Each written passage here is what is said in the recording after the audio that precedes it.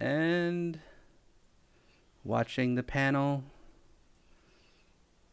And it says we are live. Yay! All right. Nobody's watching, so let me go share this stupid thing. Let me fix that first. Share Facebook. Share there. Share on Twitter. Yay. Google Plus. Why not? We'll go there too.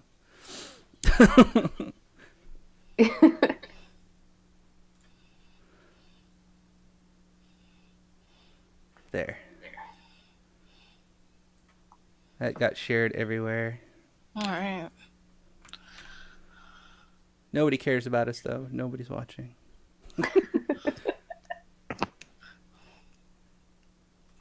One second. I'm trying to find a cute emoji to go with this now live and exclamation points. There we go. There. I sent the other link to you too, just in case you want to share it, however you want to share it. Okay. Thank you. Whatever works. No one knows on my channel now. Oh, look, one person immediately. Yay! We got an audience of one. That's good enough for me. I can deal with that. Alrighty, so I sent you guys some pre-read questions just to kind of prime both of you for this. Hopefully you got a chance to read them. If you didn't, that's going to be more fun for me, because that's how we're going to roll with this. So I wanted to bring us together for a couple reasons. I've talked to both of you individually. I've had Nikki on my podcast twice now because she's just that awesome. Haven't had Courtney on there yet, but you're kind of a hard person to get a hold of sometimes unless I really grab your attention. And I can't imagine why, right? And I think we'll get into that in a little bit, because I think what we're going to talk about will definitely have a reason why. Mm-hmm. So let's start off with the very first question. And I actually kind of already know the answer, but maybe our audience doesn't, which is an audience of one. What's his name? Hell, let's just shout out to the one. I have no idea, unless they say something in chat. I have no idea. What's your name, one person? Watch it be ourselves. Please respond in chat. Yeah.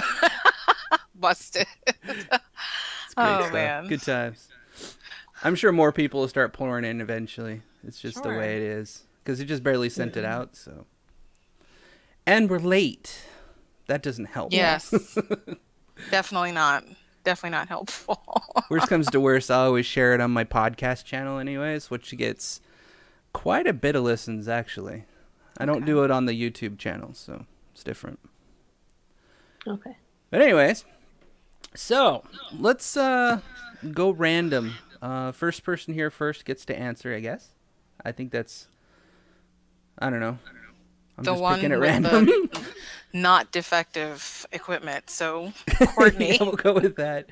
So the first question I wanted to pose to you is, I think you and I have similar stories when it comes to this, but when did you first realize that you did not believe in any deities or deities in general, and what gave you that epiphany? I was never religious, so the whole idea of a god wasn't even really presented to me until I was like, I don't know, 10 or 11. People would talk about God, but I didn't really understand what they were talking about. They just kind of sounded crazy to me. So it wasn't until I fully understood what people were talking about when they said God that I realized that I didn't believe in that. So I guess I would be about 10 or 11. But I didn't realize that I was an atheist until Reddit came along. And I started reading Reddit, and one of the default subreddits was the atheism subreddit. And I just kind of ignored it at first. But then everything that was coming out of that subreddit, I was like, I agree with that. Like, that's making me think. And then I, slowly realized that atheist applies to me because I don't believe in any gods. But technically, I have been an atheist my whole life. Okay, so there wasn't a very specific moment for you because you already didn't believe, but I guess you just familiarized yourself with the arguments. Is that about it? I really didn't until I started doing Godless Mom. I Oh, really didn't. I just kind of fielded them as they came at me. Like a lot of my early posts are just like totally my full on like reaction to somebody's first time arguing that stuff with me. So yeah, I really didn't. I read the Bible a long time ago, but I did not enjoy reading it. I didn't really recall much from it outside of like the basic ideas and stuff like that. I hate arguing the Bible, but yeah, I really didn't familiarize myself with anything before I started doing Godless Mom. I was just like, I don't believe in this stuff and I want to talk about it. interesting. Okay, Nikki, how about you? Cool. Same question. What Well, was your for moment? me, well, it was definitely a hell of a lot later for me because unlike Courtney, who ironically is blessed because of this, I grew up in an extremely religious family. Um, and since before I was even out of my mother's womb, I was exposed to religion because she says she sung hymns to me. And that means I was hearing it. Before I could even before I even, ever got out of there. But yeah, for me it was a lot more recent, about 4 or 5 years ago. And it was I don't know, kind of a long time coming, I feel, because I don't know, I can't stop looking for things or looking for answers. So as I gradually left religion and kind of went through I guess the traditional path that leads to it, you become like a more moderate Christian, etc., and you move down through and you become like Buddhist and New Age and Deepak Chopra is everything, and then you leave that and then you go down to, I don't know, agnosticism. So that's kind of the route that I took, and that ended about, yeah, it it was hard for me to admit there wasn't a God, because of course when Mhm. I'm told there is, and that's kind of the foundation of everything. That's kind of a major, well, let's just say it's shocking. So So would you say it was a long process that you had to go over, or was there like a specific moment that you just flipped? it was a long process. And then it flipped. It was both. But yeah, I would, I don't know, everything is what it is, but it would have been nice to have had more exposure to accurate science and stuff growing up and things like that. So I just kind of envy that. Um, but yeah, I mean, it backfired, obviously. I don't know. I didn't get exposed to science or anything. I'm actually in the same boat as Courtney. My experience is slightly less. It was, do you want to know what the end of the tunnel looks like when you're supposed to see God? And then my dad turned off the TV. That was it. So, since you mentioned the Bible, I think there's a version that you might want to pick up. You might enjoy it just for the title. Maybe. And that's this guy right here. I don't know if you can read the title, but it's in German. Do I have it there? Let me see.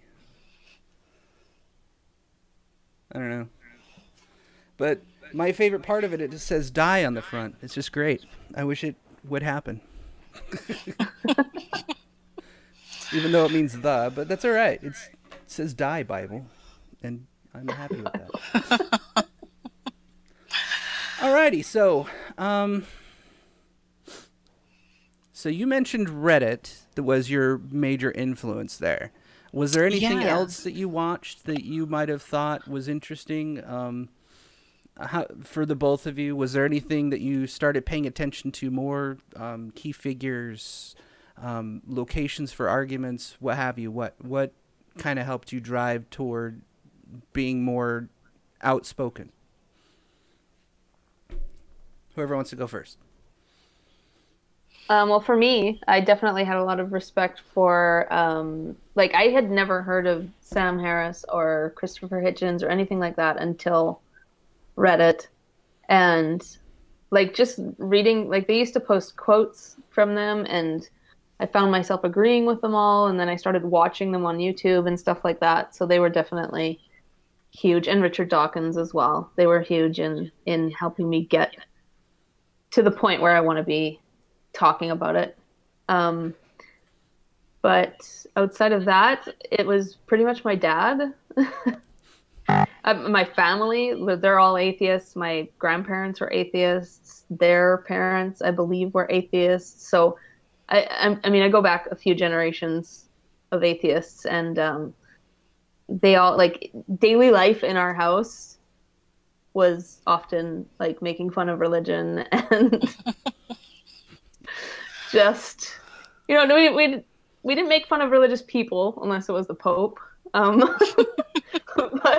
But it was a lot of, like, just making fun of the religious rituals and the beliefs and stuff like that. And yeah, my dad definitely spearheaded that effort in our home. So yeah, he was a big influence as far as how I turned out. That is so cool. What was that like? Because I can't, that's, that is so, I mean, like, when you were taught about, like, how things were made and how science actually works, what was it honest? I just feel like it would be more honest coming from maybe your house. Oh yeah, it was a lot of I don't knows. Basically, that's what it Hmm. was, because neither of my parents are scientists, nor are they interested really in science and stuff like that. My dad's he was a social worker slash crisis counselor, Okay. and my mom was a sixth grade teacher, so she knew sixth grade science. But neither of them really talked about the science side of things. And when I had questions about how the world worked and stuff like that, they could explain social issues to me. They could explain historical stuff to me. But when it came to, the science of it, it was just a lot of I don't knows. Okay. Well, at least they were Yeah. honest enough to say they didn't know. Yeah. I mean, because that would have motivated me to go and find an answer where I Yeah. wasn't really looking for many. Because God did it is pretty final. So Yeah. it's lucky you. I mean, that's pretty cool because Yeah. that would have been nice to have. And I think it's important because they don't know. And they could also have learned things as well and expanded their worldview. And it's, I don't know, I just think it's just such it's a disadvantage to be religious to that point and to Yeah.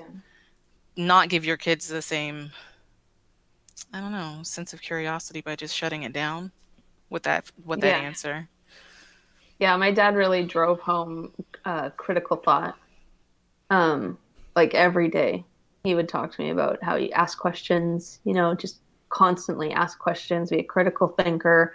I grew up in my mind understanding that being a critical thinker is the best thing you could possibly be, alongside also being compassionate and, like, giving and all of that. But Hmm. that he just really drove home critical thought. And I appreciate that.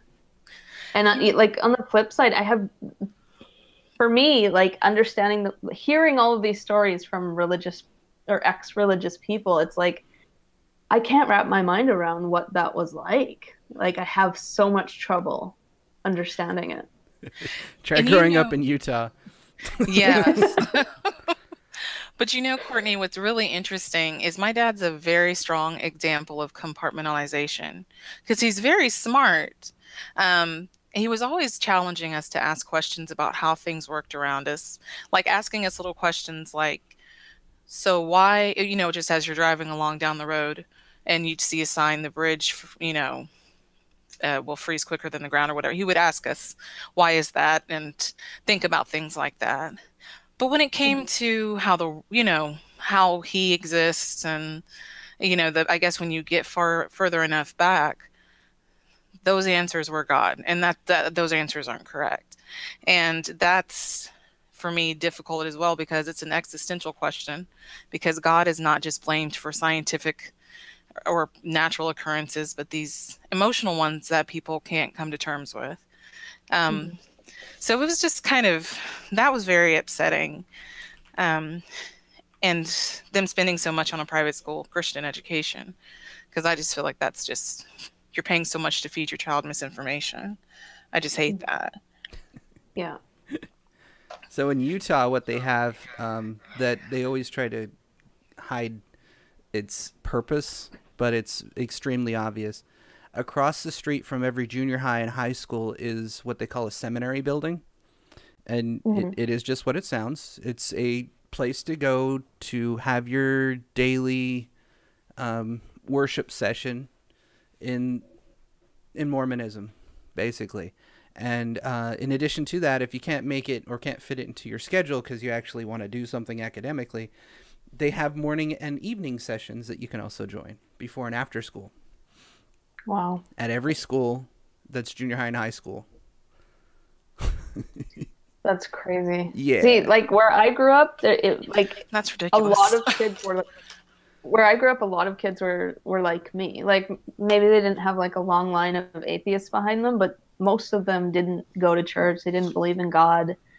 Most of them were like me. It just never came up. Religion never came up. It was for the first 5 years of my life, I thought God was something you yelled when you stubbed your toe. I didn't understand what churches were. I didn't understand any of it. And I genuinely thought churches were just places that you got married, That's awesome. And, wow. Yeah. My daughter at a football game in Texas turned around and asked me, "Dad, is God real?" in front of her friend. And I was caught back for a second, and I was like, how should I answer this? And I was like, no, let's not get philosophical. No, it's not real. The parent turned around with this look on her face like I just stabbed somebody. And then I didn't even notice when she got up and left, but she got up, walked away, and just kind of went. And she went start talking to somebody else over there, and then came back and grabbed her daughter. And I later found out she was like an administrator at the elementary school. Oh no! Yeah, Uh-oh. I had a conversation that's completely separate and off topic with the administration of said elementary school a couple years ago. I lightly reminded them that every lawsuit that's happened in the United States regarding preaching in school has not ended well for the school. Right. I mean, it stopped. But, wow. Okay, so let's get into the more fun and interesting topic, I think. And that is of the religious people you run into on the internet, and knowing and seeing Godless Mom's channel, because like I told her, I've been binge watching it so that she can get the views up. And my favorite series so far is Holy Fucking Comments, because it's glorious. It's absolutely glorious. Nikki, you need to start something quick, because I'm pretty sure you got some good ones too. Oh, wow. But, yeah, probably. Of the religious people on the internet, who are the least offensive that you've encountered? Do you mean like of a certain group or denomination? Doesn't matter, however you want to put it. The least offensive, though. The ones that don't get under your skin as much. I would say the nebula. Sorry. I mean, yeah. I guess I would think the nebulous ones. How do you mean by that? What do you mean by nebulous? They don't know. They're just like, I'm spiritual, but I'm not religious. But I feel that everything is connected by this energy that permeates the fabric of the universe. And because of that, I cannot say there's not a God, because I believe that there's this ultimate super powerful being. Like people like that, but they don't necessarily associate, like the Deepak Chopra fans. Oh my God, you do that way too well. Oh man, you know what? I might have just lost some friends with that one, actually. Because I love them. I do. And honestly, I do. But I do pick at them because my coworker's like that, and I give her hell too. She's like, these are my crystals. And I'm like, girl, why do you have that? Why do you have that sitting on your desk? She's like, you don't believe in this? I'm like, I used to. Yeah, but not anymore. Why do you? Are those crystals legal? They're not yeah. No, it's like, courts, and I have another coworker that kind of subscribes to those views as well. They're the best. They're the least. Yeah, that's yeah. They're the least offensive ones in the office, I'd say. But probably even less offensive than me. So yeah. How I about would you? have to agree with those types. But like on Twitter, I don't really, like on the internet, I don't really run into those types. There's been lots of different people. I think, what's that blogger's name? John Pavlovich. I've heard of him. I can't remember. Yeah. Yeah, he's super nice. Like and his posts are often critical of religion and his own religion, and so I really like him a lot. And every once in a while, I converse with. A lot of the times they're Christians, who just don't. Actually, there's a couple of Catholics from England who follow me on Twitter and who I would consider, Twitter friends. Anka and Frankie, they're often around, and they, no judgment from them or anything like that, and we're able to discuss beliefs without getting mean and uncivil. So I really appreciate people like that. Yeah, I agree with that. Mm-hmm. So it seems to me that's the woo throwers, I guess you could say. I don't know how else to put that. I believe in the energy and the spirits and whatever, and sometimes the Catholic. Yeah. The oldest Christian religion, Catholicism. Okay, well, what about the opposite? Who's probably the most offensive, you would think? I mean, do you want to say it, Courtney, or do you want me to say it? Because I'll just go ahead. Evangelical and Baptist Christians specifically, and then I'd just say Christians in general. But I do tend to go in on them a lot, so I mean, I'll give them a pass slightly, but they are kind of the worst. Yeah. Yeah, I think the worst comment I ever got was a death threat, and that was from a Muslim. Oh, yeah. Well, but yeah, I've had some pretty vulgar comments from the Christians, and yeah, daily from Christians. So I would have to agree. The most outspoken are the Christians. Mr. New Testament activist. I used to call him Porn Stash because he's Indian and had the full mustache, and the picture he had up looked like he belonged in porno. It was very disturbing. But he used to tell me that he would want to go live like across the world on like CNN or something, and prove that he's newborn and no one can hurt him, and that he can do all sorts of crazy magic stuff. I invite him to do that, really. I told him if he can breathe fire, he can come over and join me over in Texas, and I'll live stream it, and I'll proceed to kick his face in because, I've done martial arts for 30 plus years. If you can take me, let's do this. I can't hurt you, right? You're protected. Well, I was thinking, we would just run like some tests or something, like maybe throw a couple like. No, he got belligerent and actually wanted people to shoot him. It was weird. Wow. He got belligerent. Yeah, like if you didn't want to bring it to live, and didn't want to do it his way, he basically started just throwing mad insults, and I don't know. He was just very, very rude. And it got to the point. He actually got under my skin a little bit, I have to admit. It takes a lot to irritate me, but he was one of the few. And he was a New Testament. He was like an evangelical, like a born-again Christian. That's interesting, because I have never run into anybody like that. And I'll introduce him. I'm curious, I have to admit. I mean, religion just brings out the best in people. I'll send you his handle if he still exists, because I haven't seen him on in a while. But I'll send you his handle, and you can just scroll through his stuff. He's a special individual. Okay. Well, Okay. I would love to. If you want to engage, No, I don't want to engage. I just want to see somebody make the claim to be able to withstand a bullet, and Oh, then he can look at breathe it, fire laugh too. about it, and not talk to that person ever. But because that's just crazy. He can also breathe fire, he says. I mean, sure. Wow. Yeah. Magic. I mean, I can't. Yeah, probably. There's a lot weirder things out there, so.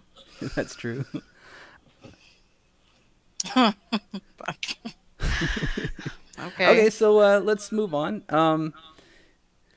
Out of all the religions you guys talk to, obviously Christians are going to be the most vocal for whatever reason. Islam's probably right up there with it. Which ones do you usually not hear from? Like, they sit back and lurk in the conversations. I don't hear a lot from Buddhists. Mm-mm. Or Hindu, Sikh. Have you ever None of had a them. conversation with any of those? Yeah. Oh yeah, I grew up in Yeah. Vancouver. They're everywhere. Most of my friends in the last place that I lived before I moved here, most of my friends were Sikh or Hindu. Cool. But they're also like second generation like their parents immigrated and they were born in Canada. So they don't really take their religion seriously. Like not like their parents do, you know? And so it just was never a topic of conversation.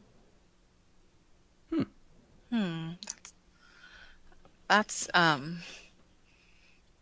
interesting. I guess maybe more so entitled, like maybe some younger Christians, which is everything kind of ties back to that for me. But I would say definitely I've never heard much from anyone who has practiced Judaism.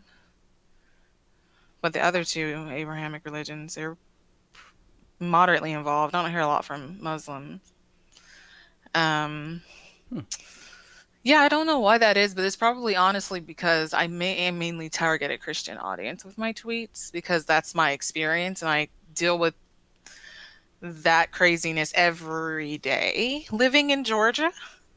So that's why I'm happy to discuss Islam. I don't encounter it very much. So that's probably, I mean, I guarantee that's why I don't hear from a lot of Muslims. I guarantee you, though, if I start challenging them, they will be there. So, but I just don't experience, there's not a large community in Georgia. So, which is probably safer for them, to be honest. Yeah, probably so. Southeast isn't really a great place to be yeah. So, yeah, not great. Yeah, I don't see a lot. But Hindus, yeah. But I mean, I've definitely pissed off Hindus in the past, so they've definitely come out. You've pissed off a Hindu? I've pissed off several. How? I posted a picture of these two kids who were praying to win a spelling bee, and one was Hindu and one was Christian.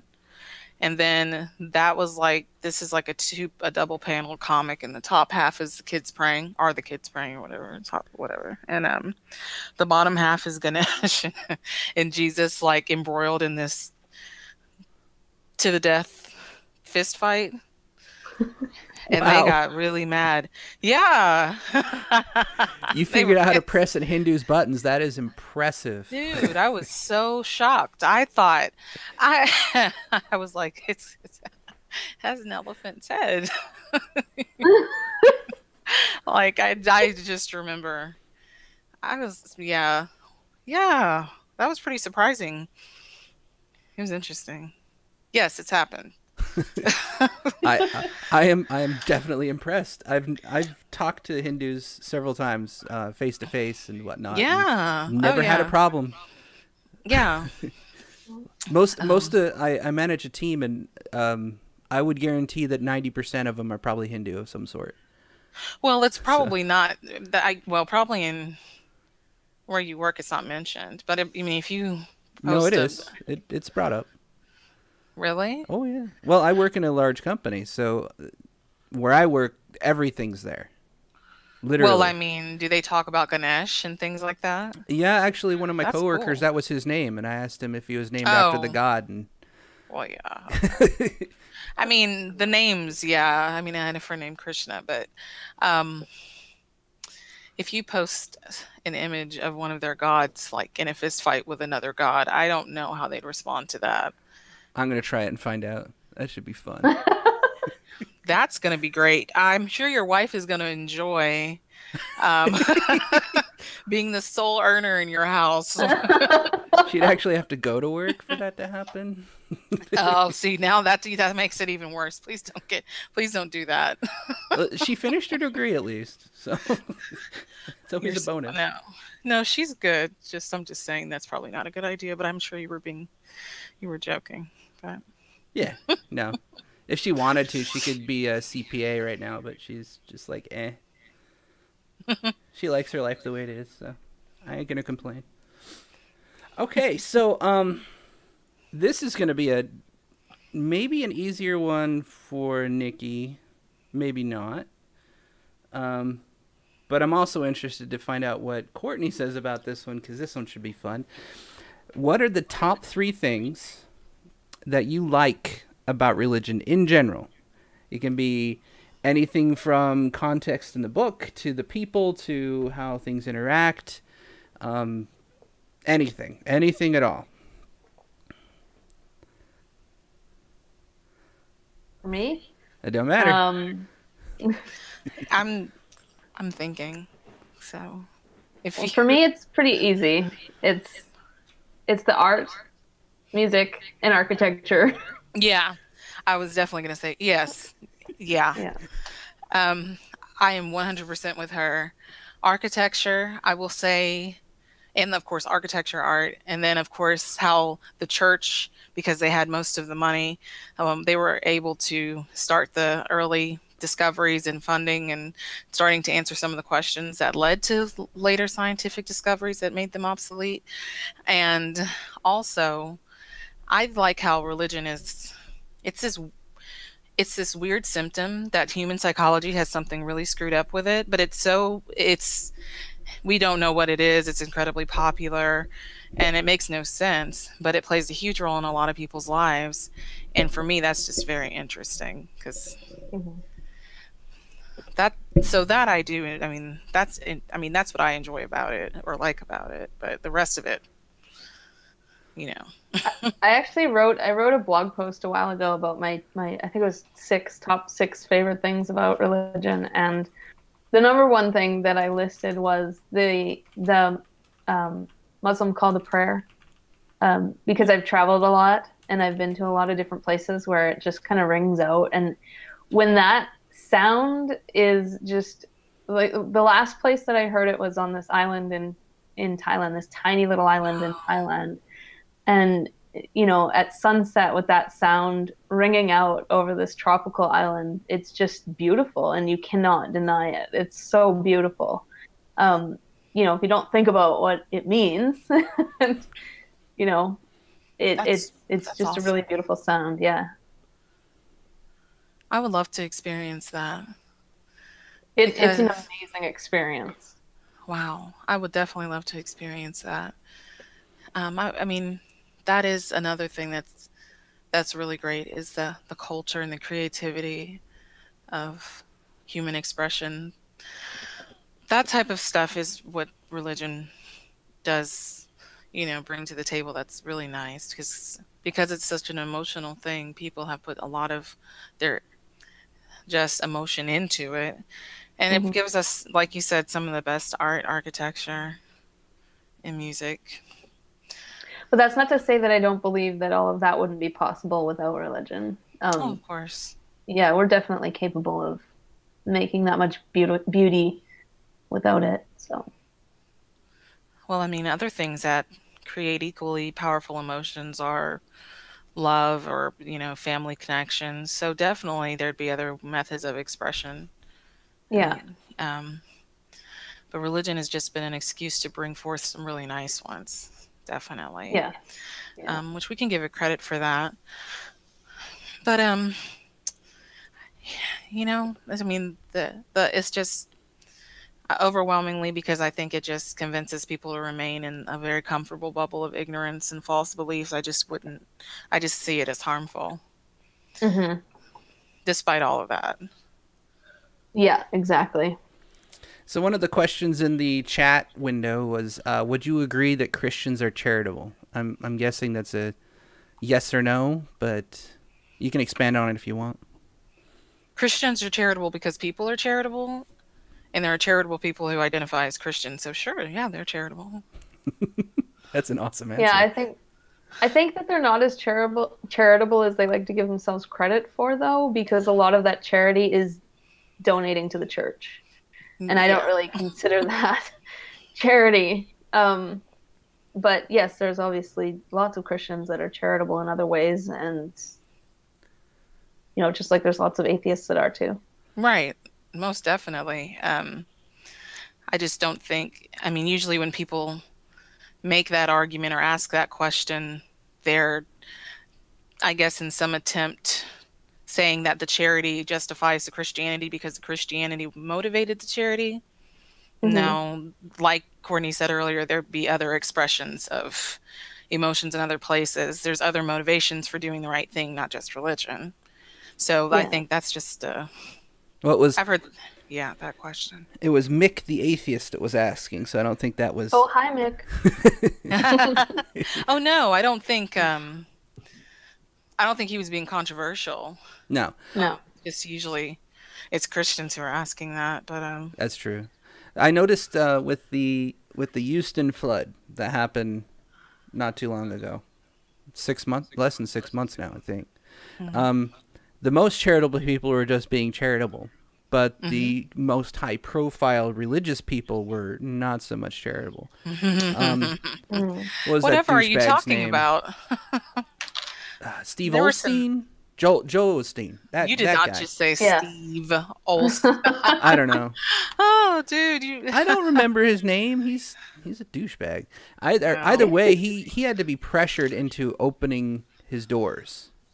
Well, you can't get in there for free. No, he wanted. You gotta pay a cover. He walked around with the donation buckets after he opened his doors. You gotta pay to see a show, okay? So just let the man make his money. These people are fools, and absolutely, he's very, very honest about how he feels about finances and humans in general. But people are still going to adore him because he's a pastor. Well, and he's a charismatic. He's good looking. Goblin. Gotta give him that. No, he's not. He's not good looking. He looks horrible. He's got the nose. No, he's not good looking in any way. There is nothing attractive about that man. No, not at all. That's because you know his character. If you just looked at him right off, I could see him being a model, and that's about it. He's a shallow as such.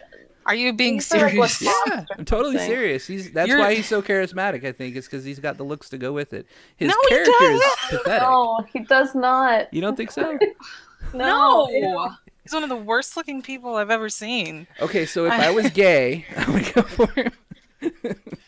What just happened with this podcast? Glenn, let me tell you. Let's get back to the questions.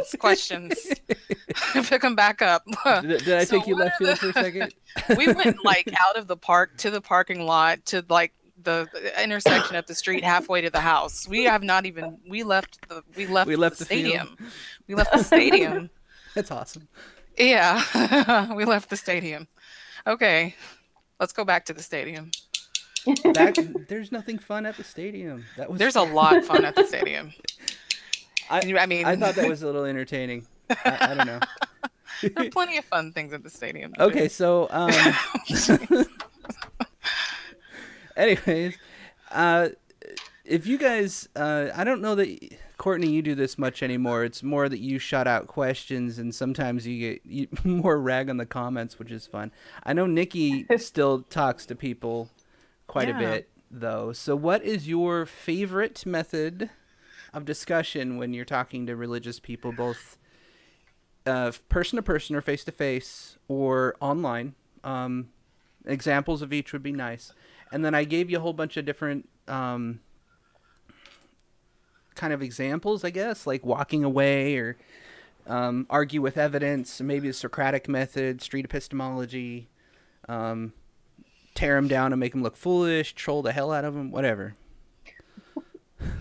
Well, I too am charitable, and when people start to argue for religion, I don't want to tear them down and make them look too foolish. I feel like they're doing that enough, and by sounding ridiculous, but the thing that is, that I would say, I don't know, humor, a little bit of, I'd say, the Socratic method, and like providing a little science lesson, because it's usually science that we're discussing. So I'd say, yeah, Socratic method, and informational. Okay. Yeah, I agree. I agree with Nikki. I think, like, one of the things that really drives me crazy is when I'm talking to a religious person and somebody else jumps into the conversation and just starts tearing that person down. It's not productive in any way. It doesn't make atheists look any better. And so I just, I like to be generous, and I like to be kind, even when people are being really abusive towards me and saying horrible things to me. It's kind of trolling at this point, I guess, on my part, but I'll reply with hearts and hug emojis and stuff like that. But I always want to be the better person, because I think atheism as a whole has a lot to gain from that, from us appearing as the better people. But sometimes, that's not to say that sometimes they don't get on my nerves and they push the right buttons and I have my moments.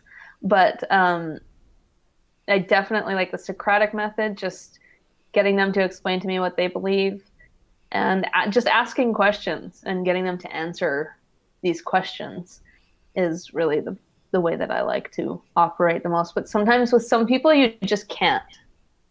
Some people, Yeah. that wall is just so high, you're not going to crack it down, and you cannot talk to them. So I just usually, that's when I turn to humor. And yeah. Is that typically online that you see that, or is it face-to-face? Is it different face-to-face? I do not have conversations with people face-to-face about religion at all in Canada, except for the Jehovah's Witnesses that come to my house every week. What? And they were actually here just before this. What? Can you put up a sign? I don't see, the thing is I don't mind at all, and I work at home. I don't mind. They're usually very quick, and I get to ask them questions. So they give you the watchtower, and then they yes, they give me the watchtower. They know that I'm an atheist. I have a little atheist symbol on my truck, and they have to walk by it to get to my door. So great. Hope it burns a hole in their forehead. We have Darwin's fish on the back of our car. Both of them have Darwin's fish. How about you, Nikki? I know that you have family that are still extremely religious, so how does that work out? Well, it's every day. Family, work, billboards, bumper stickers. It's everywhere. Yeah. Everywhere. I feel your pain. Today, my coworker wore a shirt that said Kingdom Builder, and that just means building the kingdom of God. So it's everywhere all the time. And we even talked about it today. It comes up every day. And it's, I do challenge people. I want them to explain to me why they believe things that are ridiculous. So that's why I can't help but challenge them. So if someone says something that's ridiculous to me, except flat earthers, I draw the line. The gloves come off with flat earthers? No, the gloves. That's when you turn around and you walk away. Yes, that is, yes. They know. I got so mad at work the other day. Oh my gosh, now people know. Well, I don't know. It was horrible. Oh yeah, I remember reading about that. You put up that your boss actually had to intervene or something like that? Yes. Like, I have a great relationship with my boss, and he knows me, and he's This one guy's like, no, no, no, no, seriously, the world is flat. The world is flat. I'm like, go away, Dante. Dante, no, don't do this. And he said he was going to do it anyway and pulled up a stool next to me. And I got so fucking pissed. And my boss was like, no, no, no, absolutely not. Go away. Go away. It's just, I just can't understand. I'm like, you're not really talking to me about this. And then he starts giving me these reasons and he sits down anyway after his boss leaves. And I'm just like, Oh my God. I'm sorry for rambling. It's just so painful, and I don't really have anybody else to talk to about it. So because like I don't know. Like it's just kind of, most people don't really encounter people like this day to day. So I don't work with a flat earther, but I do work with a guy that's a conspiracy theorist, and to the 20th degree, like going back to the 2nd century Bolsheviks and the stuff that they're doing. That yeah, and he just connects the dots from here to kingdom come. He's a really entertaining guy to talk to. He calls up NPR all the time, talks to Does them. he? He's recorded himself. oh God, please tell me he's on YouTube. I'm really hoping He that this is not. He is Oh, one of these why? days I might actually con him into being on a live stream with me or whatnot, but I really try to keep work and this separate, so I avoid doing that if all possible. But yeah, Oh, no, I he is so understand. entertaining. He gave me a 3-page thing that he wrote up about how everything in the Marxist realm that's now affecting us today and the communists that we have today relates back to like the 12th century and some plans that were put together back there. It was very, very crazy. What? Yeah, exactly. Hmm. I don't know how else to put it. He's an interesting guy. Well, I hope he finds peace. Yeah. Because he sounds quite disturbed. So to add, That's kind of to add to the Jehovah's Around- Witness thing, it popped something in my head that I think you guys might find interesting, and pretty much confirm that Mormonism is more cultish than people believe. And that is, after I moved down here, I didn't tell anybody in my family I moved down here, right? My mom, my sister, my sister and I are atheists. My brother's an atheist. My mom is, for all intents and purposes, an atheist. I don't know what she believes anymore. She might believe in tree hugging, for all I know. And the rest of them are Catholic. But the Mormon church came to my house and asked for me by name wow. because they knew exactly where I moved to and where I lived. This is after I moved out of Utah. They tracked me Wow. down and knocked on my door. Why? To see if I was going to come to church. So did That's they? crazy. No, I had a 2-hour conversation about how their God's not real after that. Since they tried to bring me into their church, I'll bring them into mine. I just Welcome don't to my understand Well, why they would go to such great lengths. This is the Mormon church. You check in but not check out. Ooh. I had to, back in high school, I had to pretend I was Mormon just to get a date. That's how Utah is. How productive was it after you got the date? Did you get like anything more after that? Or Well, were you've they heard about the super- stories about the bishop's daughter, right? I have. Well, that's Yeah. all daughters in Mormonism. Really? Oh man, they are just yes. They're basically raised into believing that they're codependent. They must have a guy in order to even enter heaven. Mm-hmm. So they're all raised to be codependent. Mm-hmm. So they, But I mean, it gets pretty did you crazy. get like, what was the intention in dating a Mormon woman? Like, There is nothing you but Mormons there.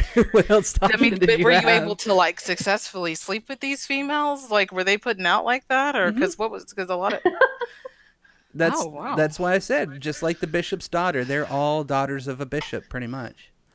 okay, that's what I interpreted. I just wanted to verify. But they won't. You can't go and date them. You can't go meet their parents and whatnot unless you tell them which ward you're living in or who's your bishop and all that fun stuff. Yeah, That sounds like some. it's Really next level fucked up Children of the shit. Corn is what I'm saying. That's weird. They're weird. That's Utah, Oh my god. and that's why I was Remind me to mentioning that never after I live moved there. down to Texas, they found out where I lived and called me and came to my house and asked for Wow. me by name. You know, Jehovah's Witness come in and talk to you, right? They want to know who's living here, what you believe. No, they're like, hey, is Glenn here? Wow. Who are you and why are you They're knocking like, at my he door? is I don't not. know you. He is not here. It was crazy. Okay. Wow. Yeah. That's uncomfortable, but It gets, Utah's bizarre. Yeah. Anyways, let's see. In addition to the last question, actually, let's say, which method seems to be the most effective with dealing with people that believe? Nikki, I think you're the best to answer it if we're talking about face-to-face and person-to-person, since you have to deal with it to the extreme, much like I do. And Courtney's more online because she's out in the boondocks. So. no, yeah. Well, I mean, I would say that humor, because you're basically having to tell someone they're wrong, which is incredibly difficult to do, and people go up in arms very quickly. You have to tell someone they're wrong by, as kindly and sweet as as possible. If you can get them to laugh, then it's a lot easier to question them. And also too, if you kind of repeat things back to them and then kind of look at them like, are you serious when you say it? They will kind of they'll start to really think about it and start to feel uncomfortable, because usually a lot of my conversations that have gone very far, like gone to as far as they could go, most people have just said, you just need to believe because, or you're too smart, or you think too much or something. So I'm assuming, because that's insulting to them. For them to get to that point and then be able to admit that is just, it's weird. But I mean, if you're very nice to people and ask the right questions, they'll be honest and answer them. Interesting. Just be like, you don't really believe that. I mean, really, come on. Like, that's not sensible. So what's up? Like, they'll answer. So yeah, most people are pretty chill about it, I guess. I don't know. Because they talk about religion a lot at work. So it's a very integral part of people's lives. And most of them are religious. So, yeah. Like the things I tweet, right. Say what? That's so weird. It's just, it's nothing, like nobody ever brings it up here or when I lived in Vancouver. Yeah, like, the things I tweet are accurate. Like there was one guy who was talking to another dude like 2 weeks ago, and one of them was talking about a client, and he said, this person had this plan, but God said no, that's not what was going to happen. And the other guy was like, yeah, absolutely. And he was like, yeah, we think we have our own plan, but God has his own plan. We're not going to fuck that up or screw that up. And the other guy's like, yep, you can't mess with the Lord's plan. And I was just like, okay, I'm sorry. But I was like, perfect Twitter moment. But like, yeah, that shit happens all the time. Yeah. That's crazy. That doesn't happen at my work. I have to admit that everybody stays not on religious subjects at my work. Well, it's also funny because in addition to talking about their belief, they talk about the interactions they have with other Christians, and they will be sitting there absolutely dogging the shit out of them, talking about how Miss Jackson thinks that she can cook the most food for the child's dinner, but I can cook the better food, and she wants to put everything on mayo and everything, but this bitch doesn't know. And I'm just like, wow, praise Jesus. Like they go, it's funny. Like, there's like two sides to it. There's the belief, and then there's because church is such a big part of people's lives, they have these conflicts with other church members, and they will sit there and go on and on and on about them. And it gets really, really, really, really gnarly. It's, I mean, I find it very entertaining, so I can talk freely about it. But I'll just go on if you guys don't interject. So you go right ahead. I think we're entertained, actually. Well, I hope so, because it's just, I think about leaving the South. I do. But my Twitter page would lose a lot of its material, and I would lose a lot of my motivation for my thoughts and things if I did. Um, That sounds like a stand-up act, almost. Like, if I move out of here, I'd lose material. Why would I leave? yeah, like it's pretty. Yeah, I don't I can know. understand that because I get stuck a lot, and it's like there's only so many times you can write about the Jehovah's Witnesses coming to your door. So Oh yeah, but it's more to like there's so many different angles with which you can talk about religion. And like mine is more from like an anecdotal standpoint. You provide a completely other valuable view that other people like seriously need. I don't see a lot of like atheist parenting sites out there, and there's a lot of people who are like have questions about this, and like it's I super do. super super super important. Um but it's like we, you're so influential, and you're kicking ass in your role. Seriously, I Well, just thank you. I would just look at your account and be like, one day I'm That is actually true. That there's not too many people that are actually born and raised atheists. gonna right. So Yeah. people don't realize how much of a different experience that Courtney and I have had that everybody else hasn't. I mean, I grew up in Yes. Children of the Cornland. Let's get that straight. Mhm. This Well, that shit was is crazy, weird. but It's I grew up religious. atheist in that community, That's which is crazy, Yeah. man. you're You were surrounded by like the enemy essentially. incognito your whole life, man. It's just It's Well, I really started weird. wearing Buddhist prayer beads just so people would leave me the hell alone, quit asking. What's cool about that though is that the prayer beads I got was I went doing these interviews to different kung fu martial artists in the Utah Valley. This dude that I went to interview, I can't remember his name off the top of my head. It's like Jeff something or other. I can't remember, but he grew up in the Bronx. He's a black guy that grew up in the Bronx. Used to be a gold Golden Gloves boxer. That's what I was trying to say. He went and got a master's degree in modern and creative dance. Used to be a gypsy. Decided to become a full Tibetan Buddhist monk. Runs his own monastery in Utah. And is the tenured professor of modern dance and interpretive dance at the university. Bald as can be. Teaches Wing Chun Kung Fu. And is the only Tibetan monk in Utah. You can't get more Wow. minority than that guy. Oh, he's Wing also Chun. married to Crazy. another. She's a nice lady too. I only got to meet her shortly, but she's also bald, which is weird.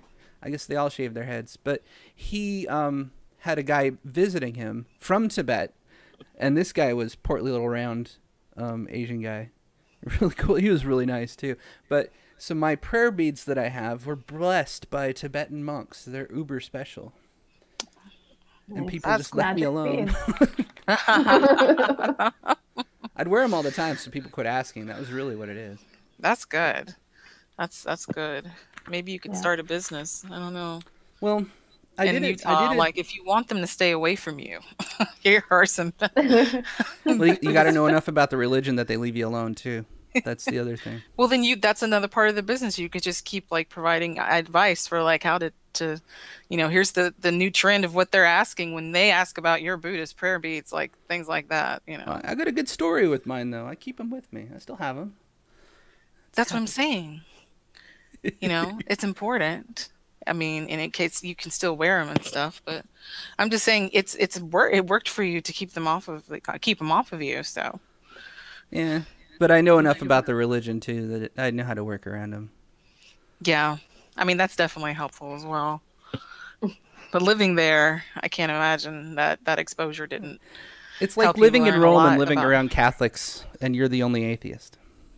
Yeah, I can imagine. I mean, Well, actually, it's it's probably more. Yeah, I don't know how else to put it. It's kind of like your situation, but with multiple. You have multiple denominations around you, where this was all this. Everybody believed the same thing.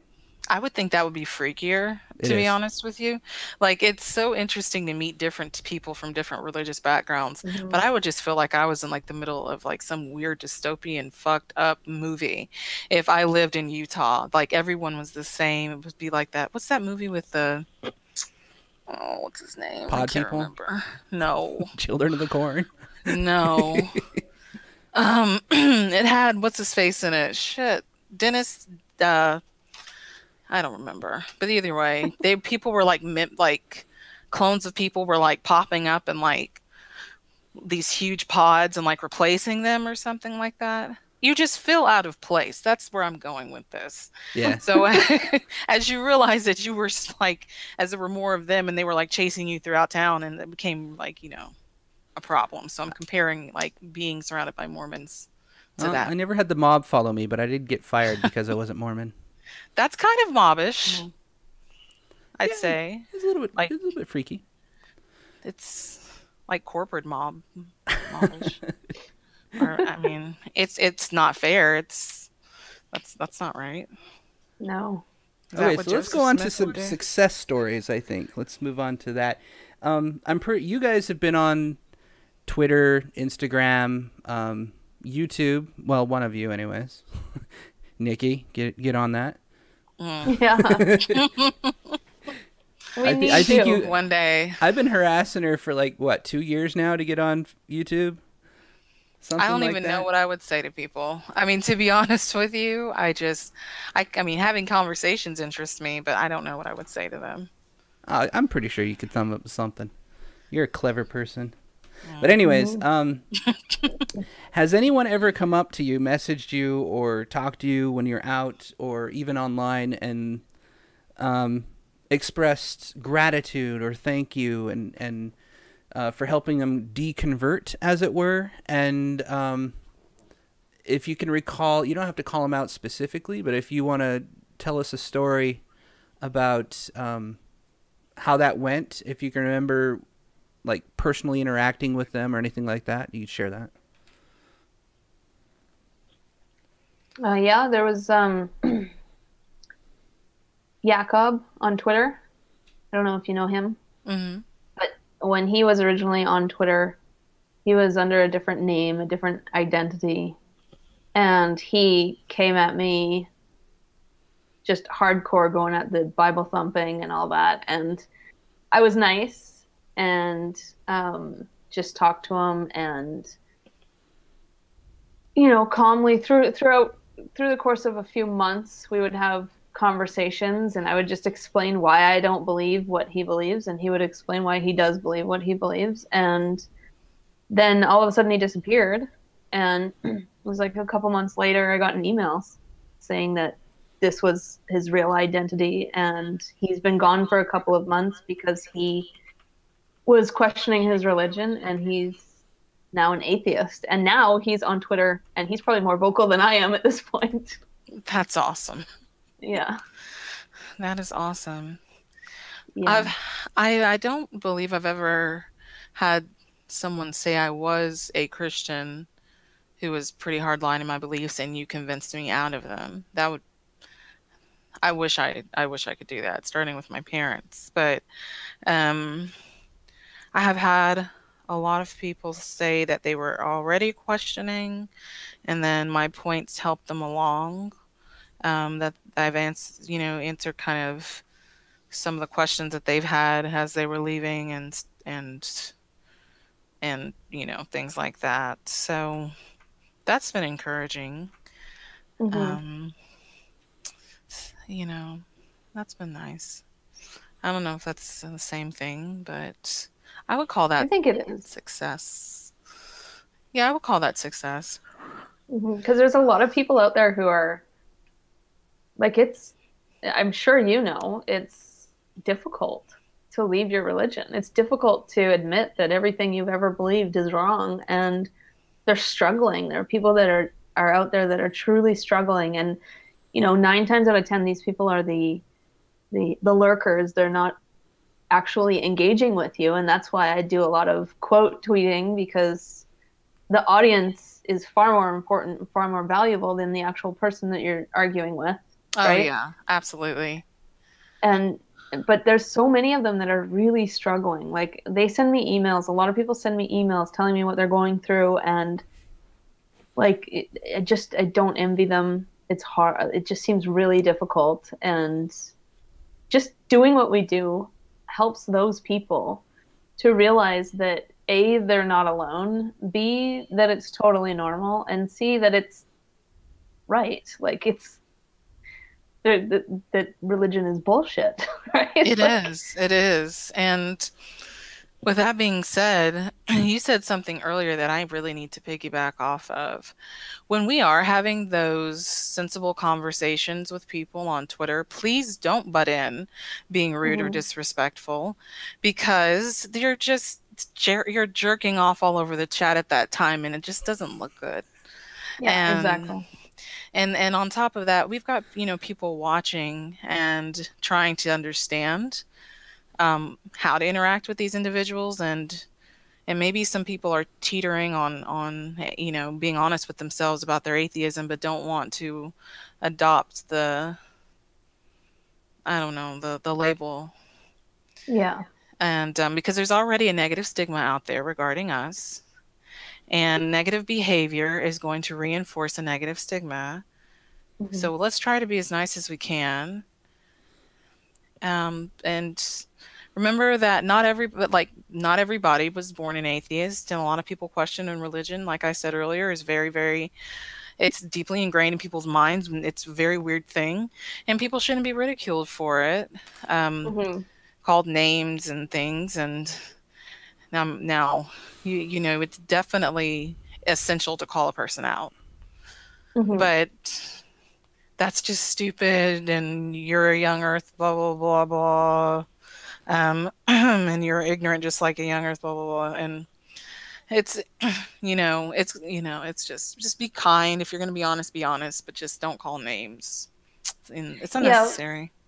I think what a lot of atheists forget is that a lot of our most heavily admired atheist personalities out there were once religious. And Hmm. Yeah. could you imagine yourself talking to Matt Dillahunty that way and telling him Oh, that he's stupid or anything like that? Like we all know that he's not a stupid man. Like we all oh, know he's not. this. But at one point in time he was religious, you know? And Yes. it just like they're not stupid.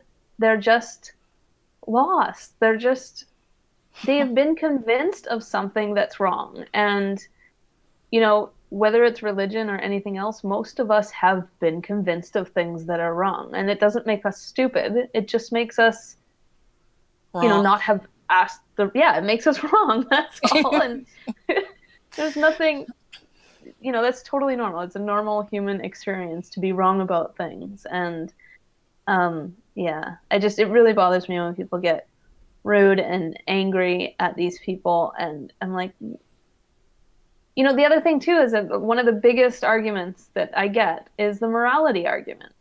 And it's such an opportunity when they're acting like assholes, when the Christian or the Muslim is acting like an asshole towards you, and you just return fire with happy, I love you, it's okay, you're being the better person. It's such an opportunity when they're being assholes to be the better person and to prove the morality argument wrong right there in that one conversation.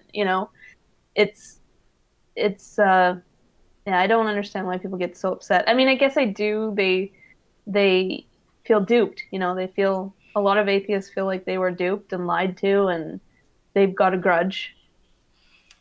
um But yeah, it doesn't help anything when we're calling them names and belittling them. So there's been some Agreed. research around that actually with the angry atheist, as it's been called.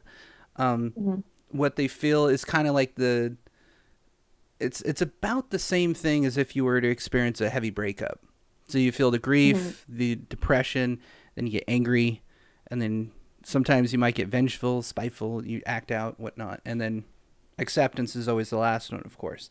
The same Mhm. thing goes for this. I mean, it's what people don't realize is when somebody has a core value, and that core value happens to be, say, I am a Christian, right?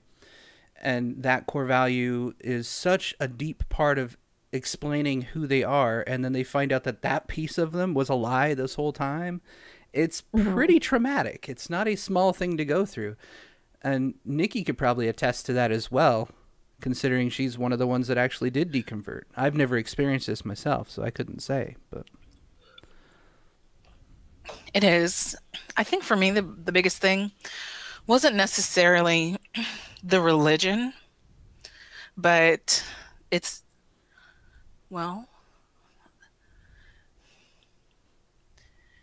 I think it's the influence. It is the religion, but it's just how it's taught to me as being its purpose in my life was what was the problem. And it's harmful.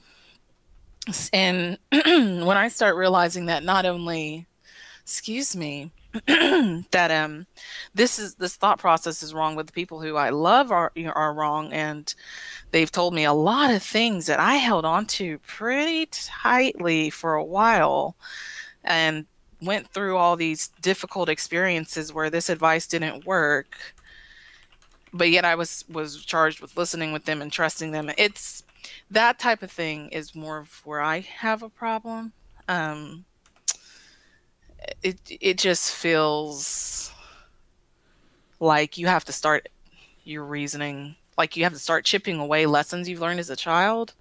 You have to start chipping away different ways that you view the world. You have to start chipping away different ways you view yourself, and all these different things that you're not prepared for because you think you're on the right track, and then it just kind of it just sideswipes you, and it's weird. It's a very weird feeling. It makes you feel like you just totally, I don't know, like you fucked up, but then you realize that's what you were taught. I can see that. Yeah, it's pretty shitty. The one thing that came to mind for me, and I know he's talked to you, both of you, in fact, because he mentioned it, is he goes on Twitter by Jai Boy, I think is his name. Oh, yeah. Yeah. I guess he creeped a couple of you out. Well, he creeped me out. Turns out that he's a transsexual Muslim hiding in the midst of the UK with he lives with his family. Okay. In the midst of all that, and he absolutely hates it. Oh, I know he's unhappy, and I hate that for him. His situation is very dire. I spent a good year talking to him. I used the Socratic method. Actually, I felt like I was doing clinical psychology at that point because some of the stuff he was going through, and it. What kicked it for him was when I addressed his trifecta. So they have the three pillars, that Allah is the one true God, that the Quran is perfect and inerrant, and to know of Allah you need to go through Muhammad, basically. That's their trifecta, essentially. So I asked him which one was the most important, and of course Muhammad was, and I was like, well, I compared him to a narcissist because that's essentially what it was. You couldn't do or say anything within that religion without going through him first. Everything had to be centered upon him. That is exactly what a narcissist would do if he wants complete control and domination. So I had him walk through that whole process, made him come to that conclusion just by asking questions. Not necessarily leading, just let him walk in his stream of thought. And he's probably my greatest success story because he's a weird one now, but he's a very cool weird one, I would think. I like weird though. I grew up in Utah. This kind of goes with the turf. My dog just got home. He was with my mom. Both my cats are just chilling next to me right now too. They're just staring at me. I wouldn't pick them up. That's how they roll. Okay, so let's move on to the not so religious questions, I think, before we wrap this up.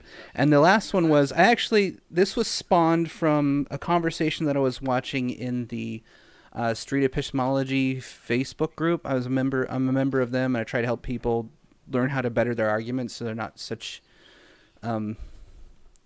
firebrand style atheists, basically. Because not everybody can reason with logic and facts, right? Because that means you'd have to retain a lot of that, and a lot of it changes. So That's a lot of keeping up with. So street epistemology is a little bit different. It addresses their feelings and all that kind of fun stuff. But then I guess some weirdness happened. I hadn't posted there in a while because I started seeing this kind of stuff creep up. But somebody posted on there saying, yet again, women are silenced in atheist corners or atheist community. Where do you stand on that? Do you guys feel silenced at all, or if anybody's trying to shut you down? And if so, who? And if not, then why do you think this exists? I personally haven't heard that before. Courtney, I'm tossing you the ball. Courtney, I'm Absolutely not. I do not feel that way in the least. I've never felt more supported in anything that I've done, in fact. And I mean, I just was taken on by Patheos. So I'm going to be blogging there. Congrats. Nice. Thank you. God, that's great. Yeah, I'm pretty excited. That should be like next week, I think, that I'll be starting, but we'll see. But yeah, I definitely do not feel that at all. And you know what? I'm not saying that it doesn't happen. I've heard people say this, and I've never had anyone show me how that's happening, like definitively. But I'm open to learning, and if somebody has instances of that happening, then I'm definitely willing to take a look at that. Yeah, me too. I would agree. So, Nikki, I'd assume you've never experienced or seen anything like that either, right? No, not really. Actually, I think that Godless Mom and I honestly may have some of our popularity because we are females. Yeah. I would, and not because of any type of physical attributes, but because a female voice, a vocal, passionate female atheist voice, isn't very common. Mm-hmm. And there are those like Jacqueline Glenn. But I think that you just provide an interesting perspective. But I mean, I don't see any evidence that we're being intentionally silenced or. No, I've actually had people like specifically say, like, I'm so glad I found you. We need more atheist women out there. And like, I would definitely say that you're right about that. I definitely have part of my popularity is because of the fact that I'm a woman. So I don't think it's just that, though. I mean, not any woman would get the popularity that you guys have. Clearly, there's more to it. And I could flatter you to all heavens if I wanted to. But, you know. But I think Godless Mom provides, but I think stating that our appearance is in any way responsible for our popularity precedes. Not. Okay. It's but not. I think I'm just saying that that's an addition to. It's not just that you guys are attractive. It's also that you give clear perspective, that you don't back down. You're very well-spoken. You're both completely active all the time, making sure that your comments are thoughtful. I particularly like the stuff that you've been posting recently, Nikki, with the things you see at work, because those are instantly entertaining. Because I don't see that. No one else realizes that kind of stuff happens in the South. And it's a very interesting perspective, to say the least. And then I'm still entertained by the holy comments. That's entertainment gold listening to that thing. It's just like, really? Man, if I dug through there's some really good comments in there. I wonder what I could pull out of my feed. Well, I have to admit, I'm so glad that you cleaned that up, Glenn. Because we do put a lot of effort into our work, and it's it's just I think the ability to be vocal to a point where people are listening, you pique their interest, and they are willing to listen to you, because there's a lot of things out there competing for people's attention, and there's a lot of pretty faces. Yeah. But they're not necessarily As well spoken, thoughtful, right? well spoken. And those are the attributes that I attribute to our success. I mean, but being a female representation of that, because there are a lot of thoughtful, well spoken atheist faces who are males. And it would be nice to see some more. So I don't think that we're being silenced. I think we're actually being promoted. I would agree. I just wanted to add, just to be clear, because it's a psychological thing. The first thing that draws anybody's attention is sight, obviously, unless you're blind, and then it's other things. So there is that aspect, but when they start paying attention, which is almost immediately after, within 15 seconds or so usually, that's when you got them hooked, if you get my meaning. Like, sure, they see who this is, and because, for example, if you look on the side of who to follow, say you follow a few different atheist people online, and you look on the side who to follow, well, you guys both have profile pictures up there, and that immediately captures the eye. They might not actually even read through your feed yet and just follow because they're just following people that look agreeable, and then they actually read your stuff, and then that's what keeps them there. Yeah. I understand what you're saying. Thank you. You're very flattering. I appreciate it. I'm It's definitely very nice flattering. to be considered beautiful. I'm not gonna lie, you guys are beautiful, but Courtney is that's a gorgeous. small part of it. And Courtney is absolutely beautiful as well. So I Oh, understand. thank you. Yes. So thank you for the compliment.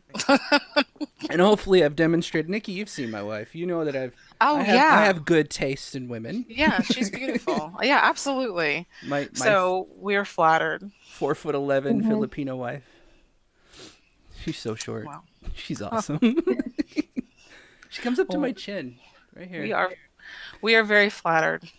Anyways. Yeah. So yeah, I wanted to ask that because I saw that thread and I was like, you know what? I already hit you guys up to be on this, and why not? I'll just ask that question because I saw it in an atheist circle, specifically to street epistemology, and they're claiming this claim, and I'm like, really? Because I see these several other people over here who have massive followings, well bigger than me, obviously, and they're not silent. Who's going to try and silence you guys? That would be entertaining to see. Who's going to mass flag you down? I dare them. I think some people are just a little extra sensitive and they interpret things that way. Yeah, I'm thinking that's would it be? Yeah, and then they've just convinced themselves that people want to see them. There's a lot of really sensitive people out there, and they can definitely interpret it that way, that they're just being chased out of the community when really all that's happening is that somebody's challenging them. For very good reasons. Yeah.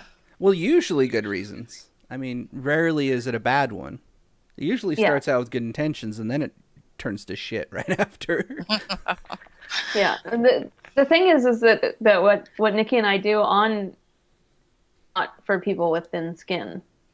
No. You get a lot of abuse.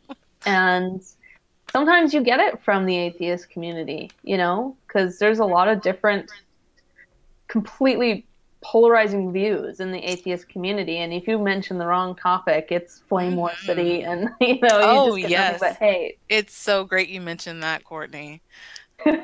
Very applicable. And I understand. And that's one of the reasons I stopped talking in the street epistemology group. Because I was happy reading through it, helping people out, strengthen their arguments and that. And then Nikki and I were working on a project to try to bring it to kids. We wanted to make a kids book, essentially, kind of an educational book. Of course, that kind of fell flat, but we did some amazing work in there. We were talking about like the psychological defense mechanisms people had, and we were talking about the defense mechanisms that people usually have when they're discussing things, how to tell when they're closed or open when you're talking to them. And then Anthony was a part of it as well, and he was working on the way you could talk to people, the phrasing, He worked on the fallacy side of it, trying to go down how to navigate about when somebody asks you like a loaded question. How do you get around that type of thing? And we had this all together and were ready to publish, but then, you know, the people that were backing us with money kind of just evaporated, and that just kind of crashed the whole thing. But in this group, we were putting this all together, and I would be in the groups trying to help them through these specific things, how to get around these type of things. And then during the process of making that book, I put forth a question to that epistemology group saying, well, is there anything other than religion that you could talk about using street epistemology? And some people are like, yeah, everything's open. Do what you want. A couple of them are like, well, yeah, you could really use it on anything, but should you talk about these subjects? Because I asked specifics like, can we talk about Black Lives Matter with this? Can we talk about the gay and lesbian community? Can we talk about human rights or anything like that using street epistemology to find out who's true or who's got the truth or who's coming to a good conclusion? And it wasn't so much that we couldn't, it's mostly that we shouldn't.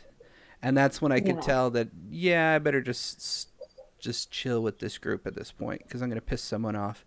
And then it was maybe a month ago, it went to a full stop. They stopped all posts. They wouldn't allow anybody else to post because some people got pretty abusive because of some subject that was in there. And there was a thread that started it all that said, women are being silenced in this group. I'm like, but you just posted a thread saying that. How are you being silenced? It's just completely opposite of what you just said.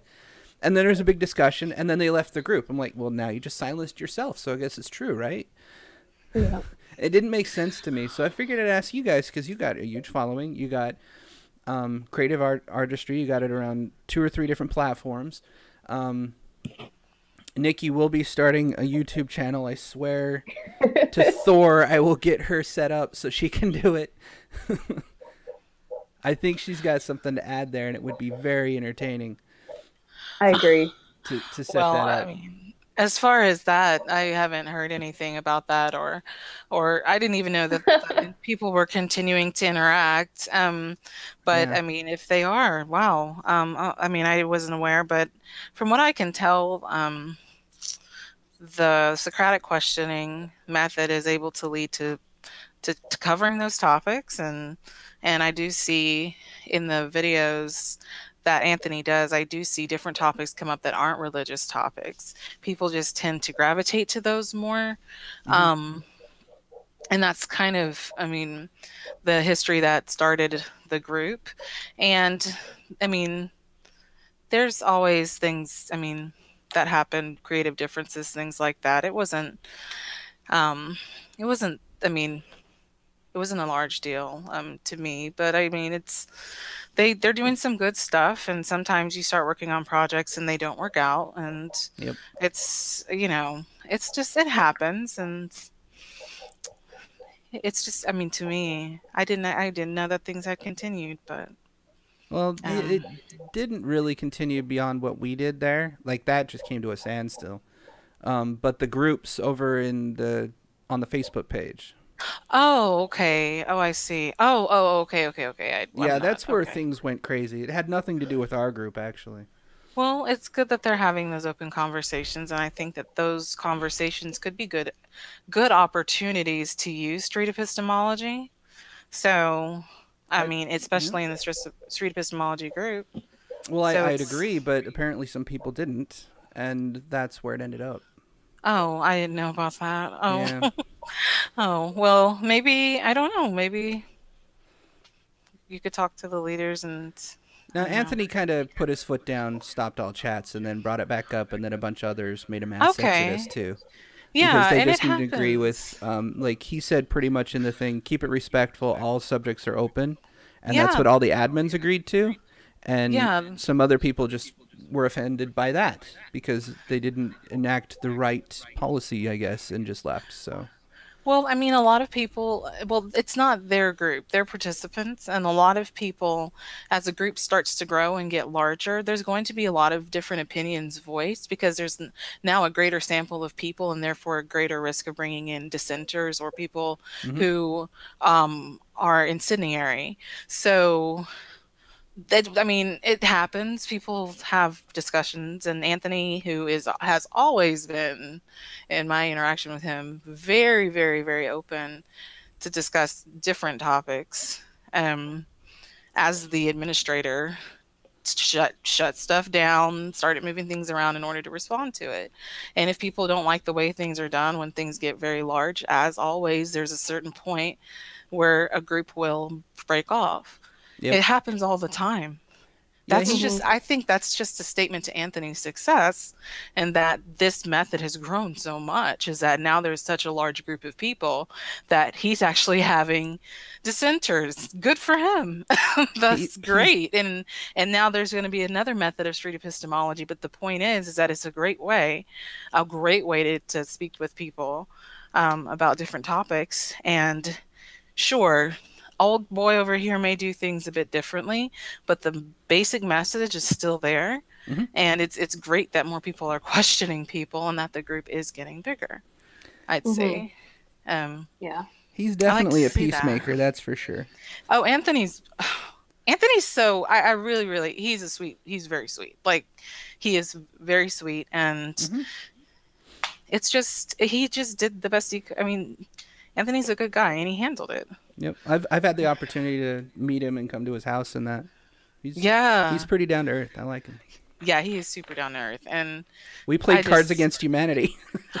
What? I would love to play Cards Against Humanity with Anthony. Come to Texas, let's do this. I know. I have not been to Texas. We left Houston right as I started to become more interested in the atheist community, and it was oh my God, there were so many events and stuff, and a lot of people. We should all go to a conference and just grab a room and start playing. I would. You know what? You guys were. I met Anthony at a conference, so if you're down, that's cool. I don't think I met him at a conference. I just ran across the group online after I read the book. I was like, you're lucky to be close enough to have access to people like Anthony. 2.5 hours away. It's not too bad. Yes, 2.5 hours away from Dillahunty. That's true. I've never met him either, though. Oh my God, I love Matt Dillahunty. Oh goodness, love him. He's great. Yeah. I don't agree with him on everything, I'll say that, but I do find him. Who does? He's awesome. I do find him pretty cool. I think I could chill with him and have a beer for sure. Oh my gosh. Yes. Be entertaining. Oh my God, he's wonderful. He's great. And he would be pissed as hell that I am this over him, but I don't care. I don't think he would care, to be honest. No, he did. No, he actually did. Well, now I'm being that person. But no, he actually did. He was like, He's like, no, I'm a person. And I'm like, but you're Matt Dillahunty. You're a person named Matt Dillahunty, though. Like, that's, yeah, like, oh, yeah, I love him. He's awesome. I'm just happy that I got a chance. Yeah, I'm gushing. I am. See, that's what I love. Like, I don't care. I mean, with the exception of Eric Killmonger, I don't care very much for like celebrities. I like atheist personalities. That's what. Yeah, oh, that's funny. Okay, well, since we brought on topic, who's your favorite, Courtney? My favorite atheist personality? That you would gush over. That's so nerdy. Oh my God. Who cares? It's embarrassing. Now it's on the internet forever. It is. I'm not taking this video down. Damn. Courtney, say something.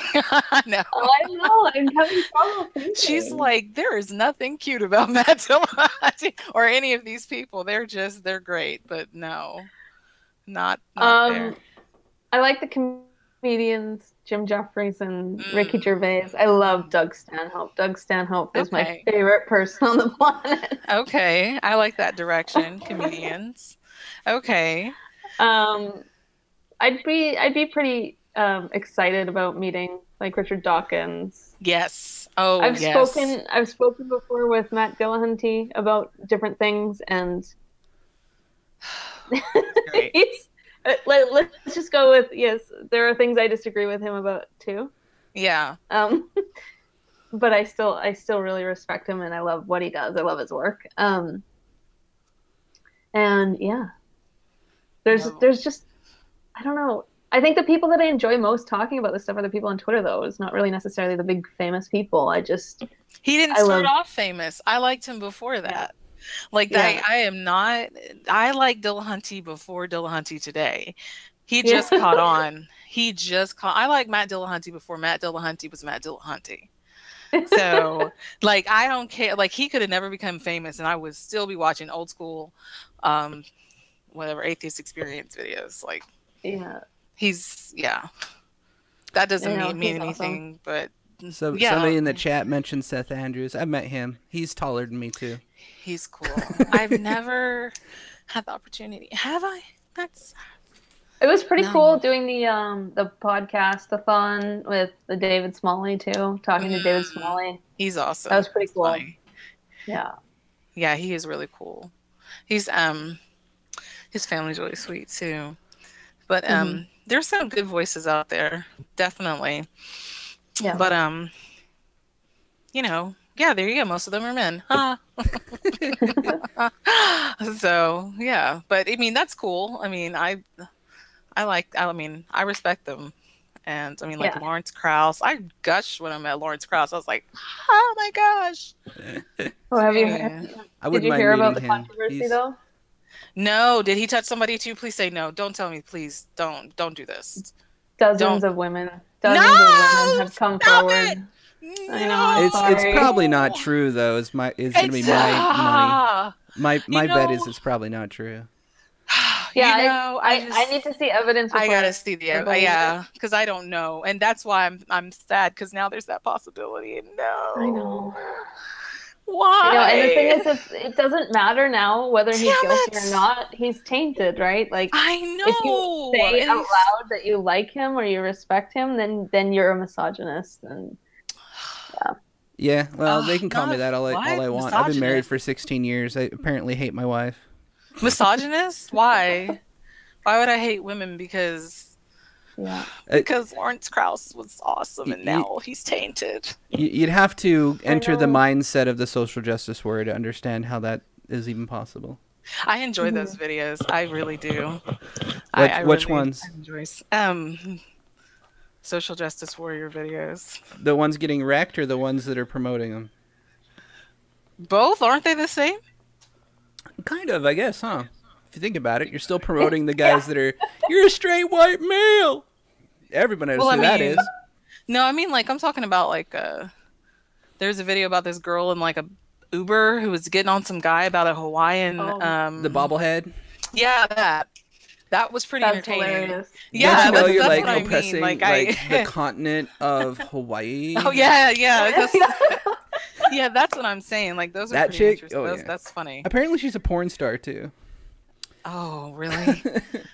Don't tell me that, because that's just perfect. And no, she's not. Yeah, no. I think so. If I remember right, the lady that was giving him crap was a porn lady. So how does she... No, I'm not going to ask about that. Yeah, I'm not going to ask about her reasoning to justify how porn is perfectly fine, but a hula doll isn't.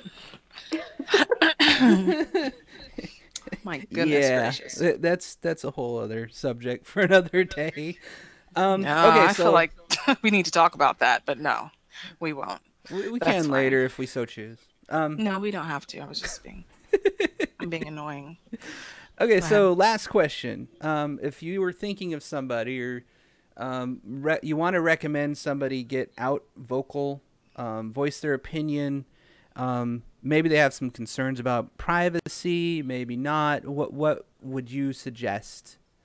And what are your recommendations for anyone that might be thinking of doing what you guys do? Worried about privacy? Specifically for those worried about privacy? Or just kind of those wanting to start in general? Those wanting to start. Like, they just convert and they want to do something, want to say something.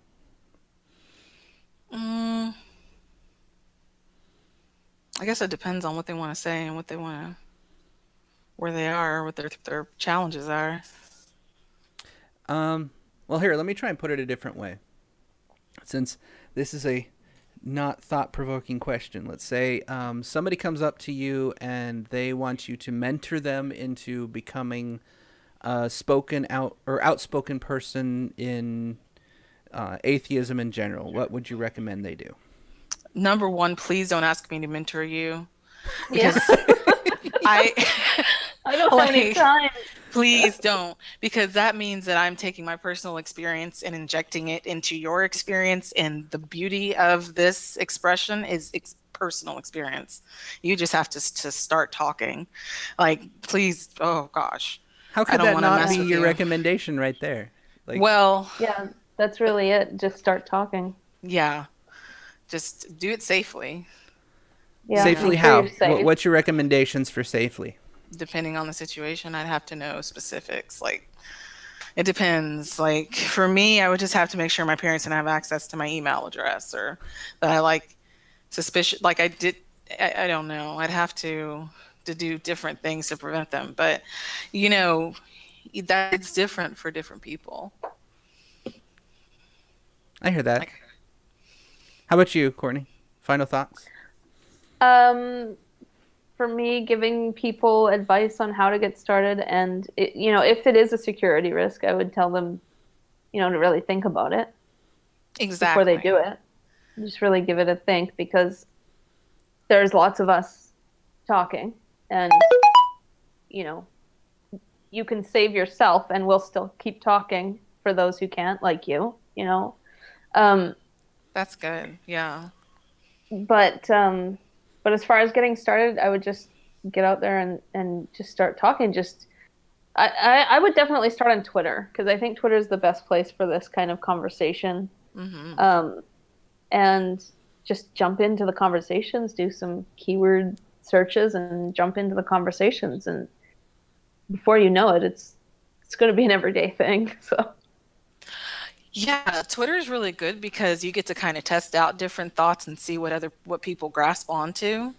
And it's a good way to start off anonymously, so you can absolutely be candid and start representing how you feel but can't really express publicly, and see what kind of crowd you bring in. And as you continue to bring in crowds and just start to build that community you can't get outside of there, you kind of know who you start to relate to, and you're able to basically, it's basically like building an online community. Yeah. And you can you have to be really active too. You have to be really engaging with people. Even for me, I get a lot of people who get mad at me because I'm not responding to them or something like that, and it's like I literally missed what you said. I get a lot of stuff, but I would recommend to people doing that to make sure that you are getting back in touch with people and responding to people as much as you possibly can, because that's the best way to build an online. I used to be an SEO. I used to do search engine optimization and online marketing and stuff like that. That's awesome. Yeah, and the thing is, if you're ever in one of those meetings with those people, you hear all these different tactics for how you can get more followers and how you can build your social communities and stuff like that. But all of those tricks are wrong. They've never worked. The only thing that works is engagement. And exactly. That's the advice that I would give them, is to just be, engage with people as much as you possibly can. Well, I mean, if you're trying to, never mind. I'll not jump into the technical question, because I've done the SEO stuff too. I'll stop. Being in IT for the last 20 years kind of warps your brain to that kind of stuff. So. Yeah. Yeah, I still look at things through an SEO lens. I hate it. Damn, actually, it's been 22 years now. God, I'm old. All right. Well, that's it for us. I'm going to stop the stream here in a minute. But before I stop the stream, and then thank you. But thank you for everyone that was joining. We had a rather interesting chat forum. I appreciate everybody that jumped in there and put in some questions. We only had a couple, but we had an interesting sidebar discussion that was going on the whole time, which was entertaining to watch. Thank you for everyone that decided to listen, come in. We'll have to do this again sometime. It was really fun. Yeah, it was good. All right. Thank you all for joining.